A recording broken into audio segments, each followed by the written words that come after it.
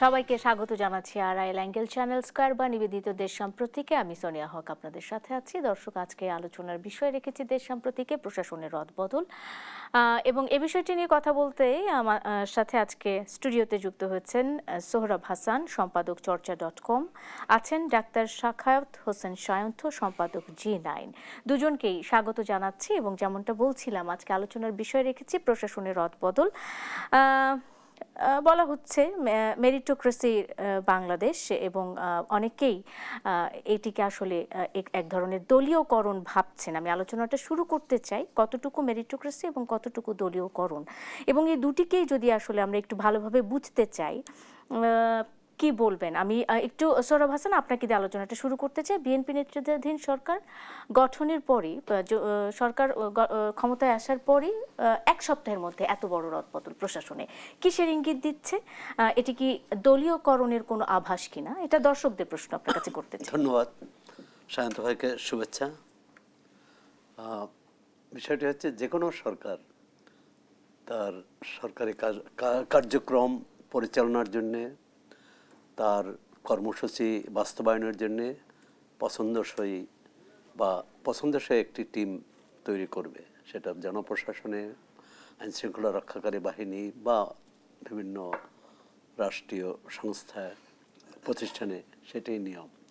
এখন প্রশ্ন এলো যে চব্বিশে গণ অভ্যুত্থানের পর যখন অন্তর্বর্তী সরকার এরকম চুক্তিভিত্তিক নিয়োগের হিড়িক দেখালো, প্রায় শীর্ষ প্রায় সব পদেই সচিবালয়ে এবং পুলিশ প্রশাসনে বদল করল। তখনও বলা হয়েছিল যে এতদিন দলীয় আস্থাভাজন লোক ছিল, যোগ্যতার ভিত্তিতে আসেনি, তারা দলীয় স্বজন তোষণের মাধ্যমে এসেছে, সে কারণে তাদেরকে বদল করে এখন যোগ্য লোককে বসানো হয়েছে। এখন আবার অন্তর্বর্তী নির্বাচিত সরকার আসার পর এই যে রদবদল করল, প্রথম প্রশ্নটি, যারা ছিলেন তারা কি দলীয় বিবেচনায় ছিল, বা তারা ওই সরকারের কোনো বিবেচনায় ছিল যে যারা মানে কোনো বিশেষ দলের পক্ষে কাজ করেছেন কিনা, এই প্রশ্নও আসে। এ কারণে যে আমরা নির্বাচনের সময় দেখেছি, তার আগেও দেখেছি, প্রশাসন নিয়ে বেশ বিতর্ক ছিল। বিশেষ করে প্রধান দুই দলের মধ্যে বিএনপির নেতারা বলতেন যে প্রশাসন জামাতিকরণ করা হয়েছে, জামাত ইসলাম বলতো যে প্রশাসন বিএনপিকরণ করা হয়েছে, আবার এনসিপি বলতো যে দুই পক্ষেরই লোক আছে। তো এখন যে একটি টিম অবশ্যই তার পছন্দসই, তার যে টিমকে তার স্বাচ্ছন্দ্য বোধ করবে, যে টিমকে নিয়ে কাজ করতে পারবে, সেই টিমই তৈরি করবে। এখন তাহলে আগের যারা ছিলেন তারা কীরকম ছিলেন? তারা অন্য দলের প্রতি, কোনো দলের প্রতি আস্থাবান ছিলেন, অথবা যাদের নেওয়া হয়েছে তাদের এই সরকার মনে করছে যে তাদের দিয়ে কাজটি হবে। এখন আপনি যদি বলেন যে দলীয় বিবেচনায় যদি হয়ে থাকে, তাহলে তো কাজটি হবে না। আর যদি এই দলীয় বিবেচনা, দলীয় পক্ষপাত, দলীয় নিয়োগ, এর থেকে বেরিয়ে আসার জন্যই কিন্তু অভ্যুত্থানের পর এত উদ্যোগ, আয়োজন, এবং জুলাই সনদ, এত সংস্কার কমিশন হলো, প্রশাসনে হলো, পুলিশে হলো, এবং অন্যান্য অনেক ক্ষেত্রেই। কিন্তু আমরা তো সরকারের কাজকর্মে খুব একটা পরিবর্তন দেখিনি, অন্তর্বর্তী সরকারে অন্তত।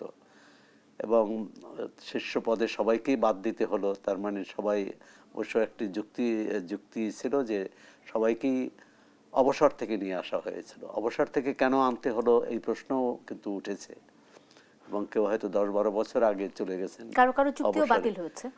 না, সেটা তো এই সরকারে আমলে। ওই সময় তো চুক্তি বাতিল হয়নি। ওই সময় যারা পদায়ন ছিল, কাউকে বাধ্যতামূলক অবসরে পাঠিয়েছে, কাউকে তার বসতে দেওয়া হয়নি, অন্য জায়গায় অগুরুত্বপূর্ণ, অপেক্ষাকৃত কম গুরুত্বপূর্ণ জায়গায় বদলি করা হয়েছে। এবারে আমার ধারণা যে বিএনপি সরকার একটু গুছিয়ে, মানে চিন্তাভাবনা করে এবং প্রস্তুতি নিয়েই এই রদবদলগুলো করেছে। সরকার গঠনের এক সপ্তাহের মধ্যে, এবং আরও হয়তো আমরা রদবদল দেখলাম। প্রথমেই যদি এর পাশাপাশি কিন্তু রাজনৈতিক বিভিন্ন সিটি কর্পোরেশনে রাজনৈতিক পরিবর্তনটাও এসেছে। যে আগে আমলারা যেখানে ছিলেন সেখানে বিএনপি মনে করেছেন যে রাজনৈতিক নেতাদের দিয়ে এই কাজটি ভালোভাবে হবে। আর সে কারণে এখন এটি দেখার বিষয়, আমরা সবটাই ইতিবাচকভাবে দেখতে চাই তারা কিভাবে কাজ করেন, শুরুটা কিভাবে হয়। এর মধ্যেই কিন্তু একটি ঘটনা দেখলাম যে ঢাকা বিশ্ববিদ্যালয়ের সরোয়ার্দী উদ্যানে মাদক বিরোধী অভিযানে এক ছাত্রকে নির্দয়ভাবে তাকে পেটানো হয়েছে এবং তাকে হাসপাতালে পাঠাতে হয়েছে। পরবর্তীকালে সরকার দেখলাম যে তাদের যারা জড়িত তাদেরকে দায়িত্ব থেকে প্রত্যাহার করে নিয়েছে। এভাবে প্রতিটি ঘটনায় দ্রুত পদক্ষেপটা চায় মানুষ। আর পুলিশকে এই বার্তাটা দেয়া যে তারা অপরাধ দমন করবে, এর অর্থ নয় যে তারা বাড়াবাড়ি করবে। তারা কার কি অপরাধ তার ভিত্তিতেই, আর অপরাধের শাস্তি সবসময় হয়তো আদালতে, তাদের দায়িত্ব হচ্ছে আদালতে নিয়ে যাওয়া বা আদালতে অভিযোগ দায়ের করা। আর এ ধরনের আমাদের মানে পুলিশ বিভাগে বা অন্যান্য বিভাগে এক ধরনের অসহিষ্ণুতা তো আছেই, সবার মধ্যে নাই হয়তো, কিন্তু অনেক ক্ষেত্রেই আমরা দেখি যে পুলিশ কর্মকর্তা বা র্যাবের কর্মকর্তারা তারা এক ধরনের মানে এটা কি আসলে ক্ষমতা দেখানো না, অভ্যুত্থানের সময় যে এক ধরনের আমরা বলছিলাম যে পুলিশ ট্রমায় আছে এখন পর্যন্ত, এক ধরনের মানসিক আতঙ্কে আছে, এটি কি এখনো তাদের কাটেনি নাকি আসলে পুলিশ বরাবরই এরকম চিরায়ত রূপটাই এরকম? ট্রমায় আছে, এটা হচ্ছে এটা একটা বরং বিরূপ প্রতিক্রিয়া হতে পারে। মানে এটা পাল্টা একটা, এতদিন ট্রমায় ছিল, এতদিন তারা কাজ করতে পারেনি, এখন মনে করছেন যে তাদের ভয় নাই, যেহেতু নির্বাচিত সরকার এসেছে। এটা দলীয় বিবেচনায় নয়, তারা এক ধরনের বাহিনী হিসাবে এক ধরনের আস্থা ফিরে পেয়েছে। এটি আমরা নির্বাচনে দেখেছি। নির্বাচনে সশস্ত্র বাহিনীর ভূমিকা ছিল গুরুত্বপূর্ণ ভূমিকা ছিল, পুলিশের ভূমিকাও কিন্তু কম গুরুত্বপূর্ণ ছিল না। এই কারণে সারা দেশের সশস্ত্র বাহিনীর কতজন গিয়েছে এবং প্রত্যন্ত অঞ্চলে তাদের পাঠানো সম্ভব নয়। সেক্ষেত্রে পুলিশ এই নির্বাচনী দায়িত্বটা কিন্তু পুলিশই করেছে। এবং কিন্তু পুলিশের দায়িত্ব তো আসলে আগামীতে, কারণ স্থানীয় সরকার নির্বাচনও আসছে এবং স্থানীয় সরকার নির্বাচন অত্যন্ত গুরুত্বপূর্ণ একটি নির্বাচন। আমি সৌরভ হাসান, আমি পুলিশের ভূমিকা নিয়ে অবশ্যই আপনার কাছে আলোচনায় আসবো, কারণ পুলিশের ভূমিকা এবং পুলিশের সংস্কারের যে বিষয়গুলো রয়েছে সেটিও আলোচনায় ছিল এক সময়। সে বিষয়গুলো নিয়ে কথা বলবো। আমি ডাক্তার সায়ন্ত আপনার কাছে যেতে চাই, প্রশাসনে যে রদবদলগুলো হচ্ছে সেটি নিয়ে একটু জানতে চাই। একটা বিস্তর সংখ্যায় পরিবর্তন, এদিক থেকে ওদিক, ওদিক থেকে এদিক, কারো চুক্তি বাতিল, কেউ আছে কেউ নাই। এটিকে আসলে মানে সরকার দায়িত্ব নেওয়ার কয়েক দিনের মধ্যে এত বড় একটা পরিবর্তনকে অনেকে দলীয়করণ ভাবছে, যে সরকার নিজের মতো করে প্রশাসনকে ঢেলে সাজিয়ে নিজের মতো করে চালাতে চায়। এবং সেই সাথে পরবর্তীতে আমরা জানি যে স্থানীয় সরকার নির্বাচন আসছে এবং সেটিও খুব গুরুত্বপূর্ণ একটা নির্বাচন। প্রশাসক নিয়োগের কথা বলেছেন এরই মধ্যে সোহরব হাসান, সেই বিষয়টিতেও আসবো। সেখানে রাজনৈতিক ব্যক্তিত্বরা আছেন, রাজনৈতিক পার্সোনালিটিরা আছেন, নির্বাচনের নিরপেক্ষতা নিয়েও সেখানে একটা ধরনের প্রশ্ন আছে। আমি এই দলীয়করণ নাকি মেরিটোক্রেসি বলা হচ্ছে যেটিকে, আমি সেটি একটু জানতে চাই ডাক্তার সায়ন্ত। জি, আপনাকে ধন্যবাদ। এবং আলোচনায় কবি সোহরাব হাসান ভাই সাংবাদিক এবং কবি আছেন, এবং যারা শুনছেন সবার জন্য আমি শুভেচ্ছা জানাচ্ছি। যারা অভিযোগ করছেন যে সরকার নিজের মতো করে নিজের লোকদের দিয়ে সাজিয়েছে, তারা কি ভেবেছিল যে সরকার অন্যের মতো করে অন্যের লোকদের দিয়ে সাজাবে? এটা তো প্রশাসনে হয় না। নিজের মতো করে নিজের লোকদের দিয়েই সাজাতে হয়। আর নিজের লোকটা মানে কি? নিজের লোক মানে হচ্ছে ওই ব্যক্তি বা ওই প্রশাসনের কর্মকর্তারা বা সবাই যারা একটা নির্বাচিত সরকারের, তাদের একটা মোটো থাকে, তাদের অনেক কিছু অঙ্গীকার আছে। এই পরিবর্তনের বাংলাদেশ যে নির্মাণ করবে তার পক্ষে যে অঙ্গীকার করেছে, নিশ্চয়ই এদের একটা কনসেপ্ট আছে যে আমি এই যে ফ্যামিলি কার্ডটা দিব, এইভাবে এদের দিয়ে আমি যেভাবে চাই সেভাবে পারবো। কৃষকদের জন্য এটা করব, এদের দিয়ে পারবো। কিংবা প্রশাসনে আমার যে নিউট্রালাইজেশন করতে হবে, পেশাদারিত্ব ফিরিয়ে আনতে হবে, এদের দিয়ে পারবো আমি। বিচার বিভাগের স্বচ্ছতা আনতে হবে, আমি এদের দিয়ে পারবো। শুধু মন্ত্রী তো সব পারবেন না।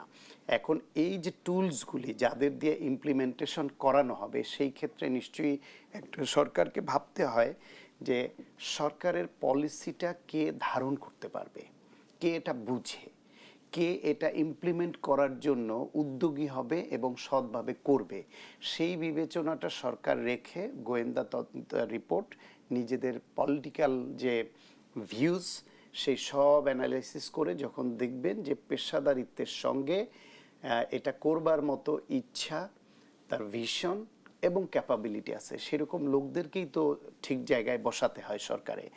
পৃথিবীর কোন দেশ আছে যেখানে সরকার পরিবর্তন হলে গুরুত্বপূর্ণ জায়গাগুলোতে সরকারের যে মিশন এবং ভিশন সেটা ইমপ্লিমেন্ট করতে পারবেন এই বিবেচনা মাথায় রেখে রদবদল করা না হয়? পৃথিবীর কোনো সরকারকে এরকম আপনি নজির দেখবেন? সুতরাং একটা নির্বাচিত সরকার যখন এসছে, তাদের যে মিশন এবং ভিশন সেটা মাথায় রেখে যোগ্যতার ভিত্তিতে ওই রকম আদলের লোককেই বসাতে হবে।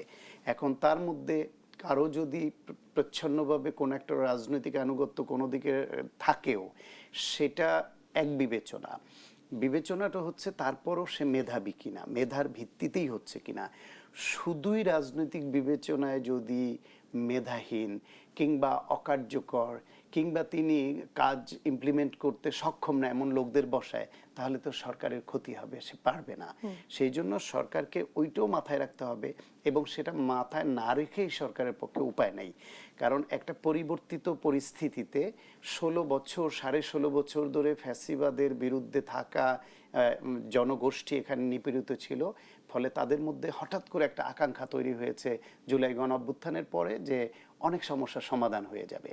পাশাপাশি আবার সরকারে যারা এসছে তারা নির্বাচনী প্রতিশ্রুতি হিসেবে অনেক অঙ্গীকার করেছে, রাষ্ট্রটাকে একদম নতুন করে মেরামত করবে এরকম অঙ্গীকার করেছে 31টা পয়েন্ট দিয়ে, 31 দফার মাধ্যমে, যে এই রাষ্ট্রটাকে আমরা মেরামত করব।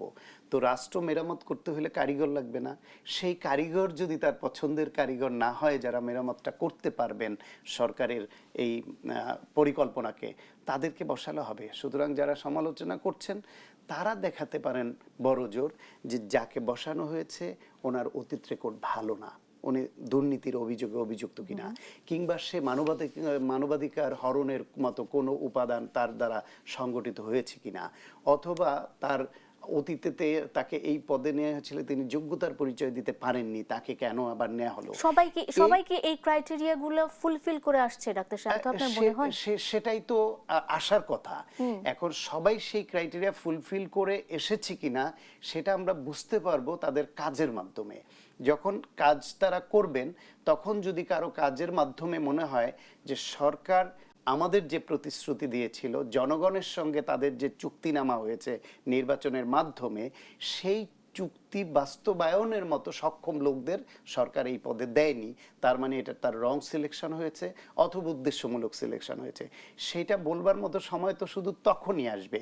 আপনি এখন মাত্র পদে দিল, যদি তাদের অতীত রেকর্ড খারাপ থাকে সেটা তুলে ধরেন, বিরোধী দলের বা সংবাদ মাধ্যম বা সবার কাজ সেটা, সেই দায়িত্ব পালন করুক। কিন্তু সেটা না করে শুধুমাত্র রদবদল হয়েছে এবং একসঙ্গে অনেক হয়েছে বলে এইরকম সন্দেহ পোষণ করবার তো সুযোগ এখনই নাই। কারণ সরকারকে তো তাদের এরকম নানান ক্রাইটেরিয়া, এই রদবদল, নিয়োগ, চুক্তিভিত্তিক যেটা বাতিল, সেটা করতেই হবে। কারণ আগের সরকারের একরকম মোটো ছিল, তাদের মিশন ভিশন একরকম ছিল, তাদের হাতে প্রায়োরিটি ছিল 3টা: সংস্কার, নির্বাচন, বিচার।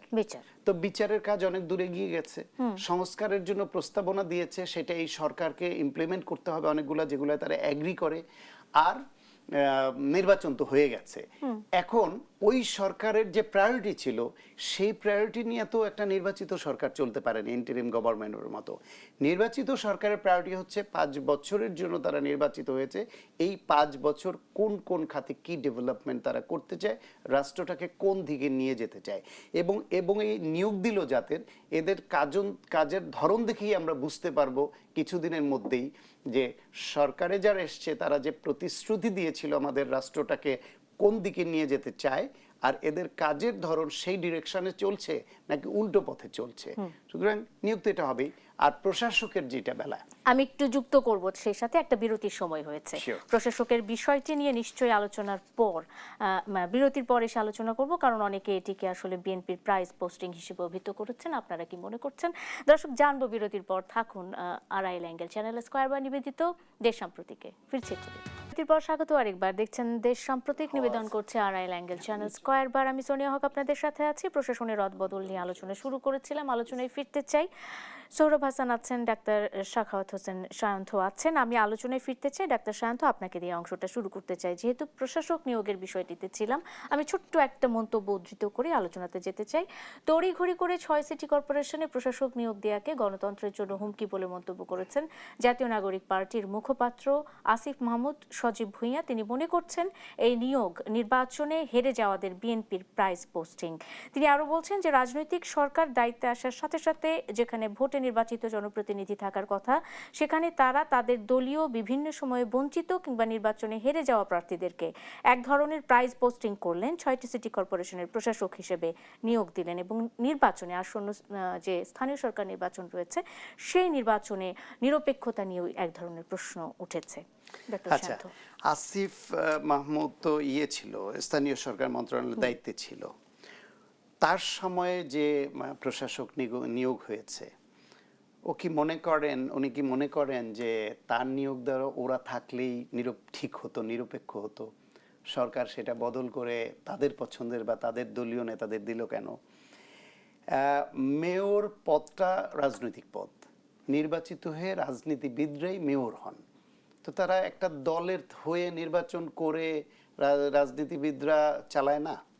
সুতরাং এইখানে যদি প্রশাসক পদে কোনো রাজনীতিবিদকে দেওয়া হয় তাতে কি সমস্যা? বরং সজীব মাহমুদ যখন উপদেষ্টা ছিলেন বা ইন্টারিম গভর্নমেন্টের সময় তাদের পছন্দ মতো যাদের নিয়োগ দিয়েছিলেন তার মধ্যে উত্তরের একজন তো ইতিমধ্যেই তার বিরুদ্ধে অনেক অভিযোগ, হিজবুত তাহরির সহ নানান রকমের অভিযোগ আছে, তাতে সরে যেতে হলো। এখন নির্বাচিত সরকার যখন এসছে, যদি নির্বাচন 2 মাস পরে হোক, 3 মাস পরে হোক, যেদিনই হোক বা 1 মাসের মধ্যে তফসিল ঘোষণা হোক, কিন্তু যতদিনের মধ্যেই হোক ততদিন কি তারা তাদের পছন্দ মাফিক যাদেরকে বসিয়ে গিয়েছিল তাদের উদ্দেশ্য বাস্তবায়নের জন্য তারা কি আশা করে যে নির্বাচিত এই সরকার এসে তাদের লোককেই বসিয়ে রাখবে? এটা তো কোনো বোকারও আশা করা উচিত না, প্রথম কথা। সে কারণে সরকার তাদের পদক্ষেপগুলো, তাদের চাওয়াগুলো বাস্তবায়ন করতে পারবে সেই রকম লোকদেরই এখানে দিবে। এবং যেহেতু এটা রাজনীতিবিদরাই নির্বাচন করে চালায়, সে আগাম সরকার তাদের রাজনীতিবিদদের মধ্যে যারা যারা এটা করার জন্য ক্যাপাবল মনে করে, যেমন ঢাকা সাউথে দিয়েছে বীর মুক্তিযোদ্ধা আব্দুস সালাম সাহেবকে। উনি আগে হোল অবিভক্ত ঢাকার ডেপুটি মেয়র ছিলেন, ফলে এটা করার অভিজ্ঞতা তার আছে। তাকে দিয়ে যদি এই সময়টা নির্বাচন না হওয়া পর্যন্ত চলে, তাহলে যে প্রশাসক অন্য যে কাউকে না দেওয়ার থেকে উনি বেটার চালাবেন মনে করেছে স্থানীয় সরকার বিভাগ। উত্তরে যাকে দিয়েছেন তিনি অত্যন্ত ক্লিন ইমেজের খুবই জনপ্রিয় পলিটিশিয়ান, যে জামায়াতের আমিরের বিরুদ্ধে ইলেকশন করে শোরগোল তুলে ফেলেছেন এবং জামায়াতের আমিরের ঘাম চুটিয়ে দিয়েছেন। এবং ঢাকার আকাশে বাতাসে এরকম একটা চাউর আছে, সত্য মিথ্যা জানি না, যে ওইটা জামায়াতের আমির পরাজিত হয়েছিলেন বলেও বিভিন্ন সংবাদ ভোর রাতে আসছিল। তারপর অনেক সময় সেটা স্থগিত থাকলো ফল ঘোষণা। তারপর এক পর্যায়ে যেহেতু ফল ঘোষণা এই ধরনের এই স্টাইলে ফল ঘোষণা হলে সেখানে একটু মানুষের সন্দেহ তৈরি হয়, ফলে অনেকে মনে করে এরকম যেটা কোনো নেগোসিয়েশনের পার্ট কিনা, যে সেক্রেটারি জেনারেল হেরেছেন সুতরাং জামায়াতের আমিরকে না হলে বিরোধী দলের নেতা কীভাবে হয়। সত্য মিথ্যা যাই হোক, এরকম কথা চাউর হয়েছে। মোদ্দা কথা হলো ওইখানের শফিকুল ইসলাম মিল্টন উনি সজ্জন এবং খুবই জনপ্রিয় নেতা হিসেবে পরীক্ষিত হয়েছেন। সেই হিসেবে এই দিকের দায়িত্ব তাকে দিয়েছেন। খুলনায় যাকে দিয়েছেন মুজিবুর রহমান মঞ্জু, উনি তো নজরুল ইসলাম মঞ্জু, উনি তো পরীক্ষিত নেতা এবং আগে মেয়র ছিলেন, ইলেকশন করা। সুতরাং এইভাবে বাছাই করে সব জায়গায় এই সরকার তাদের পলিটিশিয়ানদেরকে দিয়েছেন, কারণ এই সিটি কর্পোরেশনগুলা পলিটিক্যালি এটা নির্বাচিতরাও করে, সেটা ভালো করে। এটা দ্বিতীয় হলো ওরা আরেকটা কথা বলেছে যে ভোটে হেরে যাওয়ার ভয়ে নির্বাচন দিতে চায় না। এই এনসিপির যে 6 জন নেতা জিতেছেন তারা গণঅভ্যুত্থানের পক্ষের তরুণ নেতা, তাদের ইমেজ ভালো অনেকেরই, তারা অনেকেরই সহানুভূতি এবং ভালোবাসা দাবিদার, এটা সত্য। কিন্তু রাজনৈতিক সংগঠন হিসেবে এনসিপি এখনো দাঁড়ায়নি। ফলে তাদেরকে হয় বিএনপির দিকে অথবা আওয়ামী লীগের, জামায়াত ইসলামের দিকে, দুই দিকে এদিক ওদিক করে জামায়াতে বেশি সুবিধা পেয়ে জামায়াতের জোটে গেছে এবং জামায়াতের টাকা এবং সাংগঠনিক ভিত্তির উপর দাঁড়িয়ে তাদেরকে এমপি হতে হয়েছে। তারপরেও এই বিএনপি 2/3 মেজরিটি পেয়েছে। ভোটের বিচারেও 3টে আসন বাদ আছে, ওই 3টে আসনের মধ্যে 2টায় অলরেডি বিএনপি জিতে আছে, সেটা ছাড়াই তারা 51% ভোট পেয়েছে। আর এই জামাত ইসলাম পেয়েছে সেকেন্ড পজিশনে 32%। তাইলে বাংলাদেশের ইতিহাসে 51% এককভাবে একটা দল কাস্টিং ভোটের পাওয়া এবং 2/3 মেজরিটি পাওয়া একটা দল, এবং তারা এখন রাষ্ট্র পরিচালনার দায়িত্বে, তাদের ভয় পাইতে হবে এনসিপিকে বা জামায়াতকে পরাজয় বা জয় পরাজয়ের জন্য। এইটাও হাস্যকর একটা কথা, কারণ একটা নির্বাচিত সরকার আসার পরে সাধারণত অনেকেই মনে করে যে স্থানীয় সরকার নির্বাচনের সময় যদি সরকারি দলের নির্বাচিত হয় তাদের কাজ করার সুযোগটা বেশি থাকে। তারপর যদি তারা মানে দলীয়করণ, দুর্নীতি, নানান কাজে যুক্ত হয়ে পড়ে, আস্তে আস্তে সরকার যত দিন বাড়ে তত সরকারের প্রতি জনপ্রিয়তা তাহলে কমে, তখন ভোট অন্যদিকে যেতে পারে। কিন্তু শুরুর দিকে বিএনপি যেহেতু 2/3 মেজরিটি নিয়ে এত জনপ্রিয়তা নিয়ে সরকারে আসলো এবং তাদের প্রতিপক্ষের সঙ্গে তাদের ভোটের ব্যবধান, পার্সেন্টেজও অনেক, সিটের ব্যবধান অনেক, তাদের পরাজিত হবার ভয় এখনই আসার কথা না, ভবিষ্যতে আসলেও আসতে পারে। আমি ফিরবো ডাক্তার শাহানূর, আসলে সব কথাই রাজনৈতিক বিরোধিতার জন্য বলা, রাজনৈতিক বিরোধিতার জন্য বলা এবং বক্তব্যর খাতিরে আসলে বক্তব্য দেয়া কিনা সে বিষয়টি নিয়ে জানবো। এবং এনসিপির রাজনীতি করার এই যে একটা তরিকা, এই তরিকাটা নিয়েও একটু কথা বলার আছে। বিরতির পরে এসে আপনার কাছে জানবো। আমি একটু সৌরভ হাসানের কাছে চলে যেতে চাই। পুলিশের ভূমিকা বা পুলিশকে সংস্কার করে পুলিশের মধ্যে সেই আত্মবিশ্বাস, কিংবা এই যে আপনি কিছুক্ষণ আগে বললেন যে ক্ষমতার এক ধরনের মানে প্র্যাকটিস করা বা ক্ষমতা প্রয়োগ করা বা ক্ষমতা দেখানোর একটা প্রবণতা পুলিশের মধ্যে এসেছে নতুন করে কিনা, মানে এখন পুলিশের ক্ষেত্রে বা পুলিশকে ঢেলে সাজাতে বা পুলিশকে আগের অবস্থায় না, একটা সংযত অবস্থায় ফিরিয়ে আনতে কি করতে হবে? সৌরভ হাসান, আপনি কি মনে করছেন?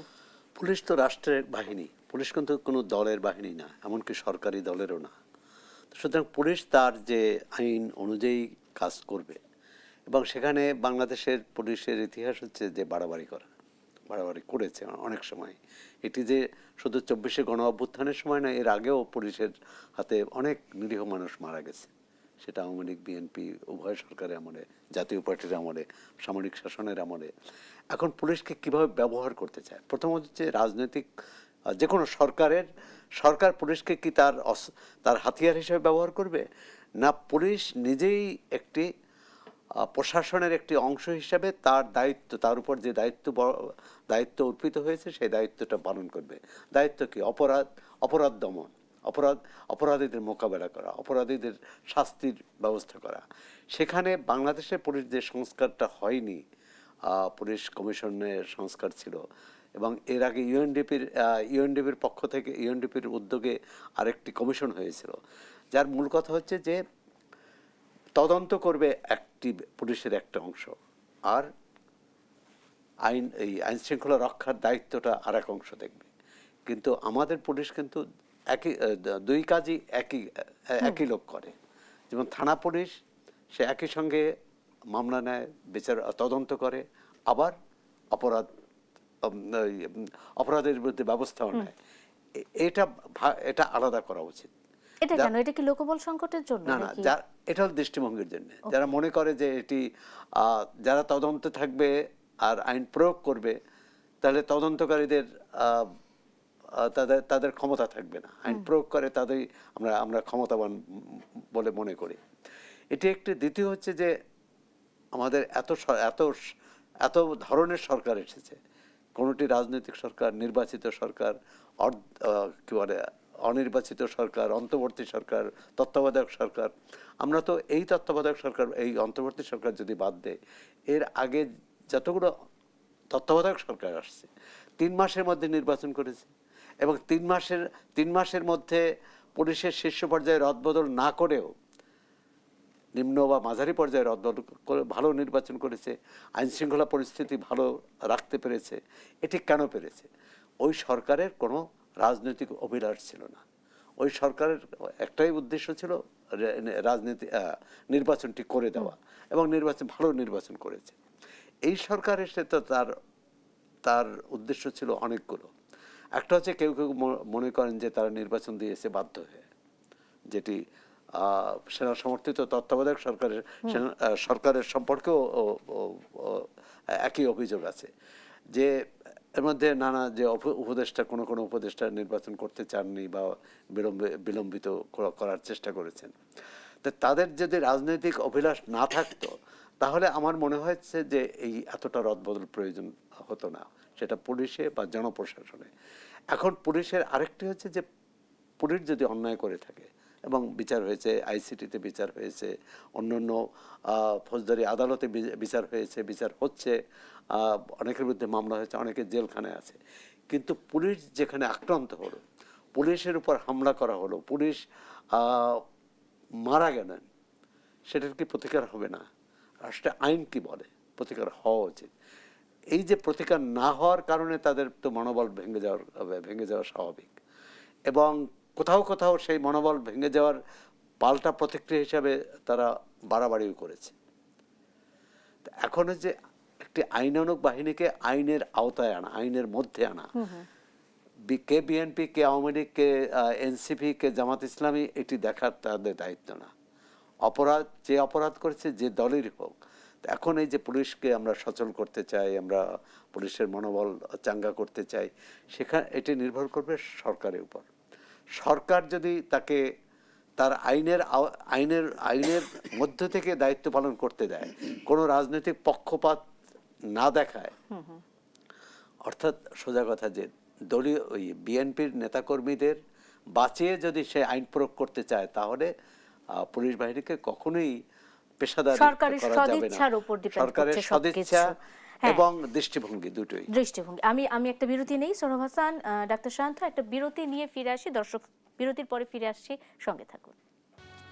বিরতির পর স্বাগত আরেকবার। দেখছেন দেশ সাম্প্রতিক, নিবেদন করছে আড়াইল অ্যাঙ্গেল চ্যানেল স্কয়ারবার। আমি সোনিয়া হক আপনাদের সাথে আছি। আলোচনায় ফিরতে চাই। ডাক্তার শান্ত, আপনার কাছে এই অংশে আবারও যেতে চাই, অল্প সংক্ষেপে শুনতে চাই। এনসিপির রাজনীতি নিয়ে আপনি কথা বলছিলেন, এবং এনসিপির যে রাজনীতি করার একটা তরিকা আছে, তরিকার কথা বললাম আমরা, কারণ আমরা দেখলাম যে একেবারে অভ্যুত্থান থেকে মাঠ পর্যায় থেকে উঠে আসা, যে রাজপথ থেকে উঠে আসা যে দলটি, সে দলটি হঠাৎ করে একটা জোটে ঢুকে গেল এবং সেখান থেকে তারা রাজনীতিটা পরিচালনা করা শুরু করলো। এটি নিয়ে অনেক কথা বলেছি, এখন আর সেভাবে কথা না বলি, কিন্তু আমি এনসিপির এই যে রাজনীতি করার যে প্রক্রিয়াটা, সেটিকে জানতে চাই। এটিকে আসলে একেবারে অনভিজ্ঞতা থেকেই তারা করছে, নাকি তারা আসলে রাজনীতিটা ঠিকমতো করতে পারছে না, নাকি কোনো একটা প্রেসারে আছে? আমি খুব উৎসাহী হয়ে এই বিষয়টি জানতে চাই। কি মনে হয় ডাক্তার শান্ত? পরিবর্তনের যে রাজনীতি তারা করবে বলে অঙ্গীকার করেছিল, আমাদের আশাবাদী করেছিল, সেই পরিবর্তনের রাজনীতিটা করতে পারে নাই। কিন্তু ট্র্যাডিশনাল যে পাওয়ার ক্যাপচার করার যে রাজনীতি, এইটা তারা খুব সফলতার সঙ্গে করেছে। এনসিপির মধ্যে দুইটা ধারা ছিল। একটা হলো প্রগতিশীল লাইন থেকে আসা, সংস্কৃতি মনা, পড়ালেখা করা, এরকম একটা গ্রুপ ছিল।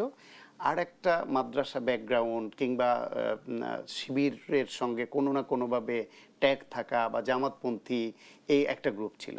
এই দুইটা গ্রুপের মধ্যে ফাইনালি জামাতপন্থী যে গ্রুপটা, তারা বিজয়ী হয়েছে, আর অন্যরা সাপ্রেস হয়েছে, এবং তারা কেউ পদত্যাগ করেছে, কেউ দলে নিষ্ক্রিয় হয়ে থেকেছে, কেউ ওই তুষারের মতো আল্লাহর কাছে ইনসাফের বিচার দেয় নির্বাচনে দাঁড়িয়ে, এরকম করেছে।